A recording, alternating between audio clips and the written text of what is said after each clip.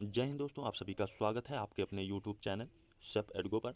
तो आज की इस वीडियो में 24 अगस्त 2021 का शिफ्ट 1 का पेपर सॉल्व करेंगे, यूपी ट्रिपल एस सी पेट एग्ज़ाम का। तो इसमें 100 क्वेश्चन होते हैं, 2 घंटे टाइम रहता है और माइनस मार्किंग 0.2 रहता है, 0.25 का रहता है। पहला क्वेश्चन है, भारत में शासन करने वाले दिए गए शासकों का काल क्रमानुसार सही क्रम में क्या है। तो सबसे पहले क्या आता है, इल्तुतमिश, उसके बाद अलाउद्दीन खिलजी, उसके बाद शेर शाह सूरी, उसके बाद अकबर आता है। ठीक है, तो ऐसा क्रम कौन सा है, ये है सेकंड में। ठीक है, आपका राइट आंसर हो जाएगा। अगला क्वेश्चन है, निम्नलिखित में से कौन सा संत शिवाजी का समकालीन थे। तो ये थे तुकाराम जी। ऑप्शन नंबर ए आपका राइट आंसर हो जाएगा। अगर आप इस चैनल पर नए हैं तो सब्सक्राइब जरूर कर लीजिए, क्योंकि आपको दिल्ली पुलिस, यूपी पुलिस की सारी अपडेट प्रोवाइड कर दी जाएगी और previous year question paper solve आपको मिल जाएगा। और यूपी पेट का एग्ज़ाम 2 वीडियो डल चुकी है, उसको आप जाके देख लीजिएगा अगर आपका पहला या दूसरा बार एग्ज़ाम देने जा रहे हैं। तो तीसरा क्वेश्चन है, बंगाल के प्रथम गवर्नर जनरल कौन थे।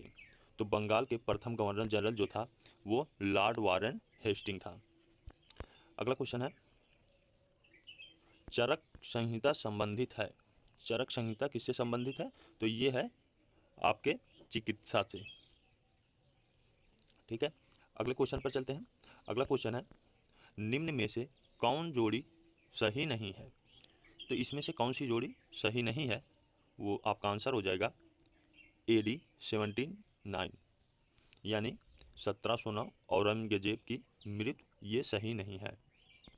तो इसमें तो पूछा गया है सही नहीं है, तो इसका सही आंसर भी जानना आपको ज़रूरी है कि इसकी मृत्यु कब हुई थी। तो इसकी मृत्यु जो है ये 50 वर्ष तक इसने जो है राज किया था।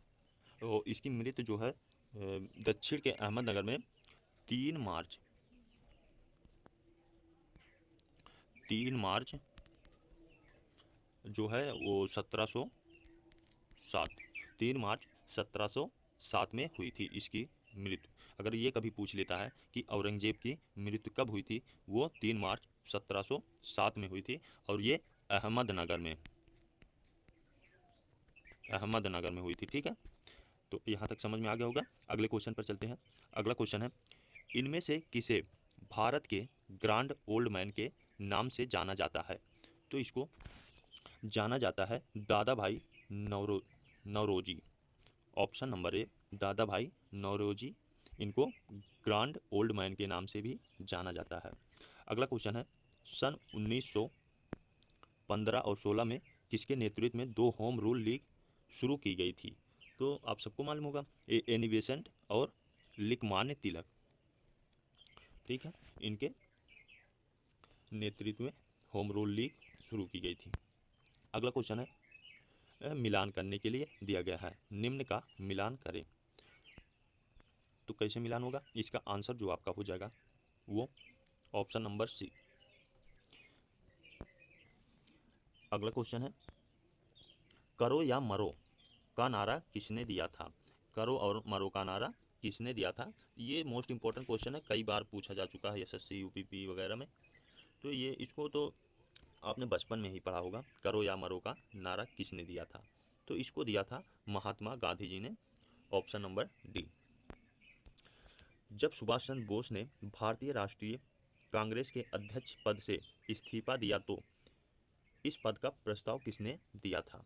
तो इसका आंसर जो आपका हो जाएगा option number C, doctor Rajendra Prasad ji ने इसका दिया था। अगला क्वेश्चन है, सालान साललपन बिजली परियोजना किस नदी पर स्थित है। तो इसका आंसर आपका हो जाएगा चिनाब नदी के पर स्थित है। अगला क्वेश्चन है, बसंत विषु होता है। बसंत विषु क्या होता है, 21 मार्च को। अगला क्वेश्चन है, बसंत विषु होता है, तो ये कब होता है। बसंत विषु होता है 21 मार्च को। अगला क्वेश्चन है, राजस्थान में खेतड़ी परियोजना किसके उत्पादन के लिए प्रसिद्ध है? तो ये जो है प्रसिद्ध है तांबा के लिए प्रसिद्ध है। अगला क्वेश्चन है, काजीरंगा राष्ट्रीय उद्यान स्थित है। तो आपका सारा जो राष्ट्रीय उद्यान स्थित है इसके लिए मैंने वीडियो बनाई है, तो वहाँ पर आप जाकर देख लीजिएगा, सारा कुछ आपका क्लियर हो जाएगा।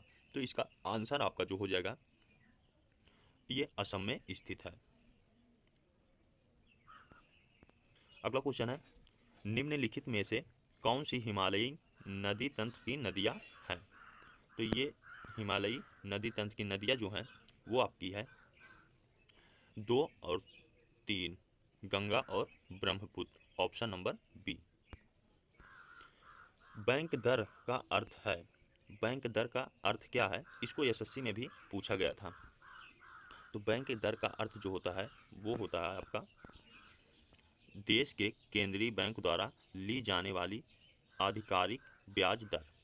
ठीक है, ये बैंक दर का अर्थ होता है। अगला क्वेश्चन है, यदि आरबीआई नगद कोषानुपात को घटा दे तो साक्षरजन पर क्या असर होगा? तो क्या असर होगा, आप इस पे बढ़ जाएगी। ठीक है, अगर घटा दे तो बढ़ जाएगी। इनमें से किस प्रकार की अर्थव्यवस्था में संसाधनों पर निजी अधिकार होते हैं और आर्थिक गतिविधियों का मुख्य उद्देश्य लाभ अर्जित करना होता है? तो ये होता है पूंजीवादी, ऑप्शन नंबर ए। अगला क्वेश्चन है, 100 रुपये का नोट किसके द्वारा हस्ताक्षरित होता है? तो 100 रुपये का नोट जो होता है वो होता है आरबीआई गवर्नर के द्वारा हस्ताक्षरित होता है। तो आपको ये भी जानना जरूरी है कि प्रेजेंट टाइम में आरबीआई गवर्नर कौन है? तो ये हैं शशिकांत जी। ठीक है, इनका नाम है शशिकांत दास पूरा नाम, और ये 12 दिसंबर 2018 से लेकर टिल डेट तक अभी तक ये हैं। और इनके पहले कौन से थे? और ये थे 25वें नंबर के, 25वें नंबर के आरबीआई गवर्नर हैं। ठीक है, और इनके पहले कौन थे? इनके पहले थे उर्जित पटेल जी। ठीक है, उर्जित पटेल जी इनके पहले थे, वो 24वें नंबर के थे। अभी कभी भी क्वेश्चन पूछ सकता है आपसे कि जो आरबीआई के गवर्नर शशिकांत दास जी हैं कितने नंबर के हैं, मतलब कितने नंबर पे इनका चयन हुआ है? तो ये 25वें नंबर पे हैं। इनके पहले 24 लोग आरबीआई गवर्नर बन चुके हैं। चलिए आगे चलते हैं। अगला क्वेश्चन है, फेमा का पूर्ण रूप क्या है? तो फेमा का पूर्ण रूप जो है आपका वो है फॉरेन एक्सचेंज मैनेजमेंट एक्ट। ठीक है, ऑप्शन नंबर बी आपका राइट आंसर। अगला क्वेश्चन है, भारत के संविधान में जन स्वास्थ्य एवं स्वच्छता किसमें शामिल है? तो ये शामिल है आपका राज्य सूची में, ऑप्शन नंबर ए। अगला क्वेश्चन है, भारत में पंचायती राज व्यवस्था इसके अंतर्गत रखी गई है? तो ये रखी गई है राज्य नीति के निदेशक तत्व, ऑप्शन नंबर सी। अगला क्वेश्चन है, शिक्षा का अधिकार मौलिक अधिकार है जो कि संबंधित है, ये किससे संबंधित है? ये अनुच्छेद 21 ए से संबंधित है। इससे बहुत बार क्वेश्चन बनता है पॉलिटी के। अगला क्वेश्चन है, निम्नलिखित में से किसने संविधान सभा में उद्देश्य प्रस्ताव रखा? तो उद्देश्य प्रस्ताव किसने रखा? तो आपका आंसर हो जाएगा जवाहरलाल नेहरू जी ने उद्देश्य प्रस्ताव रखा था। अगला क्वेश्चन है, भारतीय संविधान के किस अनुच्छेद में अल्पसंख्यकों की हित निहित है? तो इसका आंसर हो जाएगा अनुच्छेद 29, आर्टिकल 29। ठीक है, अगला क्वेश्चन है, ठोस चालक में धारा वाहक होते हैं? तो मुक्त इलेक्ट्रॉन धारा वाहक होते हैं। अगला क्वेश्चन है, प्रकाश वर्ष किसके मापन की इकाई है? तो प्रकाश वर्ष जो है वो एक वर्ष में निर्वात में प्रकाश द्वारा चली गई दूरी की मापन इकाई है। अगला क्वेश्चन है, ब्लीचिंग पाउडर का रसायन नाम यह भी है? तो ब्लीचिंग पाउडर का जो रसायन नाम और क्या है वो है कैल्शियम ऑक्सीक्लोराइड, इसका CaOCl2। ठीक है, इसका रासायनिक नाम यह भी है। अगला क्वेश्चन है, 18 कैरेट सोने का प्रतिशत है? तो 18 कैरेट सोने का प्रतिशत जो है वो है 75%। संतरे में बहुतायत में होता है, तो किस में होता है? संतरे में विटामिन सी होता है। इसमें अजीब तरीके से क्वेश्चन पूछा है, नहीं विटामिन नहीं पूछा है, मतलब ये यही इसका आंसर हो जाएगा। तो मैथ का क्वेश्चन यहाँ से आ जाता है, तो मैथ का क्वेश्चन इसका आंसर पहले को हो जाएगा। अगर आपको सॉल्व करके चाहिए तो इसके लिए आप कमेंट कर दीजिएगा, बाकी इसका मैं आंसर बता देता हूँ। तो 31 का 324 आपका आंसर आ जाएगा, और 32 का जो है ये 1000 इसका आंसर आ जाएगा। 33 का जो है इसका आंसर आ जाएगा 4 माइनस 0.15 √15। टीवी सेट का मूल्य 30% घटाने पर उसकी बिक्री 20% बढ़ गई, दुकानदार की आय पर उसका क्या प्रभाव पड़ेगा? तो इसका आंसर आपका हो जाएगा 16% घटाव, उसका घट जाएगी। अगला क्वेश्चन है, 4 खिलाड़ियों की औसत उम्र 18.5 वर्ष है, और अगर कोच की उम्र भी इसमें शामिल की जाए तो औसत उम्र 20% बढ़ जाती है, तो कोच की उम्र क्या है? तो इसका आंसर हो जाएगा आपका 37 वर्ष। अगला क्वेश्चन है, एकल का विलोम शब्द है, तो एकल का विलोम शब्द जो है वो है आपका बहुल। दर्प का पर्यायवाची कौन सा है? तो दर्प का पर्यायवाची है अहंकार, ऑप्शन नंबर बी। मन को हरने वाला वाक्य के लिए नीचे दिए गए विकल्पों में से एक चुनिए।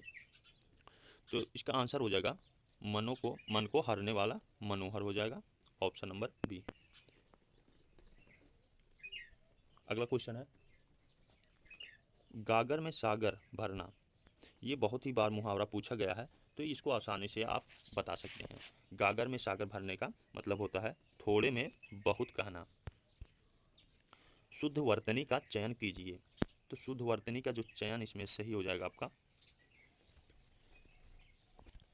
महत्वाकांक्षा, बाकी सब गलत लिखा गया है।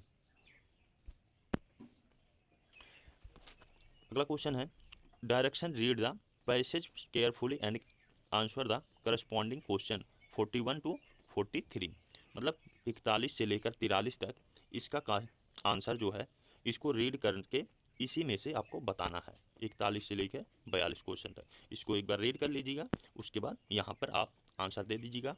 तो 41 का क्वेश्चन है, a many sided personality means, तो इसका आंसर हो जाएगा आपका option number C, a person having wide interested. अगला क्वेश्चन है, पंडित नेहरू इंजॉयड, तो इसका आंसर हो जाएगा आपका fighting political and social evils. ठीक है। अगला क्वेश्चन है, which of the following statement reflect Pandit Nehru point of view, तो इसका आंसर हो जाएगा science and humanism are equally important. ठीक, ऑप्शन नंबर सी आपका राइट हो जाएगा। अगला क्वेश्चन है, give synonym for the following famous, famous का सिनोनिम क्या हो जाएगा? तो इसका आपका राइट आंसर हो जाएगा पॉपुलर, फेमस का popular. Give antonym for the following transparent, transparent का एंटोनिम क्या हो जाएगा? वो हो जाएगा ओपेक्यू। ठीक है, ऑप्शन नंबर सी आपका राइट आंसर हो जाएगा। अगला क्वेश्चन है, दिए गए विकल्पों में से संबंधित शब्द का चयन कीजिए। तो जैसे पक्षी विज्ञान पक्षी से संबंधित है, नृविज्ञानी किससे संबंधित है? तो इसका आंसर हो जाएगा मानव से संबंधित है। अगला क्वेश्चन है, उस शब्द का चयन कीजिए जो शब्द के बाकी शब्दों से मेल नहीं रखता है। तो इसका आंसर हो जाएगा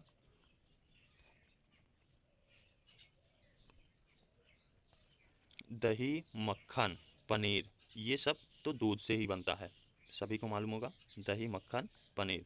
और ये तो तेल है, ये तो सरसों से आता है, तो ये जो भिन्न है, तो इसका आंसर हो जाएगा option number C right answer, ये भिन्न है। किसी निश्चित कूट में प्रोडक्शन को ऐसा लिखा जाता है WQPCVEUHPMT जाता है। इस कूट में ओरिएंटेशन किस प्रकार लिखा जाएगा?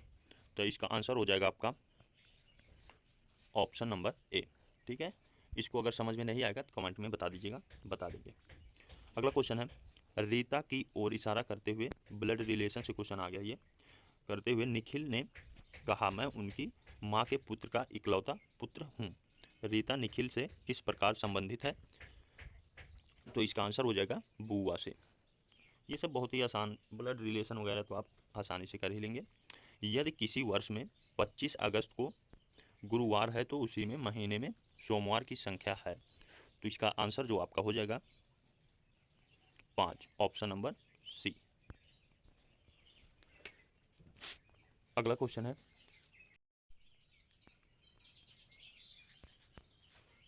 निम्न में से किस शहर में लाइट हाउस परियोजना का क्रियान्वयन नहीं हुआ है? तो इसका आंसर हो जाएगा आपका पटना में नहीं हुआ है। कौन सी भारतीय दूरसंचार कंपनी विश्व की 5वीं सबसे मजबूत ब्रांड है? तो ये आपका है रिलायंस जियो। बोल्ड परियोजना हाल ही में बोल्ड बम्मू oasis of on land in drought परियोजना हाल ही में भारत के किस राज्य में शुरू की गई? तो ये की गई राजस्थान में। अगला क्वेश्चन है, संयुक्त राष्ट्र की कोवैक्स योजना के अंतर्गत कोविड-19 की मुफ्त वैक्सीन पाने वाला पहला देश कौन सा है? तो इसका आंसर हो जाएगा आपका घाना, ऑप्शन नंबर ए। अगला क्वेश्चन है, अंतरिक्ष में जाने वाली भारतीय मूल की दूसरी अमेरिकी महिला अंतरिक्ष यात्री कौन है? तो इसका आंसर हो जाएगा शिरीषा बांदला। अगला क्वेश्चन है, उस भारतीय पहलवान का नाम क्या है जिस पर हाल ही में डोपिंग के लिए 2 साल का प्रतिबंध लगाया गया? तो इसका आंसर हो जाएगा सुमित मलिक। अगला क्वेश्चन है, भारत का वह कौन सा राज्य है जहां end to end e cabinet प्रणाली लागू की गई है? तो ये की गई है हिमाचल प्रदेश में। अगला क्वेश्चन है, किस भारतीय मंत्रालय द्वारा हाल ही में 2019-20 के लिए UDISE शुरू किया गया है? तो इसका आंसर हो जाएगा आपका शिक्षा मंत्रालय। अगला क्वेश्चन है, स्मार्टफोन निर्माता वीवो ने किस क्रिकेट खिलाड़ी को अपना ब्रांड एम्बेसडर नियुक्त किया है? तो इसका आंसर हो जाएगा विराट कोहली। अगला क्वेश्चन है, आर्टिफिशियल इंटेलिजेंस आधारित पोर्टल सुपेश भारत में किस न्यायालय के लिए शुरू किया गया?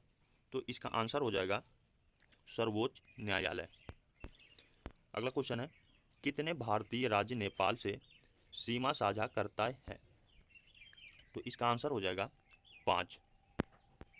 अगला क्वेश्चन है, निम्न में से कोस्टा रिका की राजधानी कौन सी है? तो कोस्टा रिका की राजधानी जो है सान जोस, ऑप्शन नंबर बी है। अगला क्वेश्चन है, केंद्र शासित प्रदेश लक्षद्वीप की आधिकारिक भाषा निम्न में से क्या है? तो इसकी आधिकारिक भाषा जो है मलयालम है। अगला क्वेश्चन है, भारत के संविधान के अनुसार लोकसभा के सदस्यों की अधिकतम संख्या क्या है? तो इसकी अधिकतम संख्या जो है 552 है। हिंदी दिवस कब मनाया जाता है? तो हिंदी दिवस आप सभी को मालूम होगा 14 सितंबर को मनाया जाता है। अगला क्वेश्चन है, इनमें से कौन सा देश सार्क का सदस्य नहीं है? तो इनमें से म्यांमार जो है वो सार्क का सदस्य नहीं है। निम्न में से किस स्थान पर अजंता एलोरा की गुफाएं स्थित है? तो ये औरंगाबाद में स्थित है। अगला क्वेश्चन है, ओणम किस भारतीय राज्य केंद्र शासित प्रदेश का सांस्कृतिक उत्सव है? तो इसका आंसर हो जाएगा आपका, ये केरल राज्य का उत्सव है। अगला क्वेश्चन है, निम्नलिखित में से कौन सा ग्रह सूर्य के सबसे नजदीक है? तो इसका आंसर जो हो जाएगा बुध, ऑप्शन नंबर डी। नोबेल पुरस्कार जीतने वाले प्रथम एशियाई कौन थे? तो इसका आंसर हो जाएगा रविंद्रनाथ टैगोर। अगला क्वेश्चन है, निम्नलिखित गद्यांश को ध्यानपूर्वक पढ़िए तथा उस पर आधारित प्रश्नों 71 से लेकर 75 के उत्तर दीजिए। तो ये धरातल युद्ध की विशेषताओं को सदा सदा के लिए समाप्त करने के लिए गांधी जी ने इसको पूरा रीड कर लेना है। उसके बाद इसी में से आपको आंसर देना है 71 से लेकर 75 तक क्वेश्चन के। तो 71वें का क्वेश्चन है, विश्व में शांति क्यों आवश्यक है? तो विश्व में शांति क्यों आवश्यक है? इसका आंसर हो जाएगा मानव जाति के विकास के लिए। अगला क्वेश्चन है, विश्व शांति की स्थापना के लिए सबसे आवश्यक क्या है? तो सबसे आवश्यक जो है वो है अहिंसा और प्रेम। अगला क्वेश्चन है, कठोर से कठोर हृदय को भी कोमल बनाया जा सकता है। तो इसका आंसर हो जाएगा अहिंसा द्वारा। किसी भी राष्ट्र के स्वर्णिम युग के प्रमुख तत्व हैं, वो है शांति, सुख और रचनात्मक कार्य। नितांत शब्द का उपर्युक्त उपाय है। तो इसका उपाय क्या है? उपर्युक्त बिल्कुल उपाय।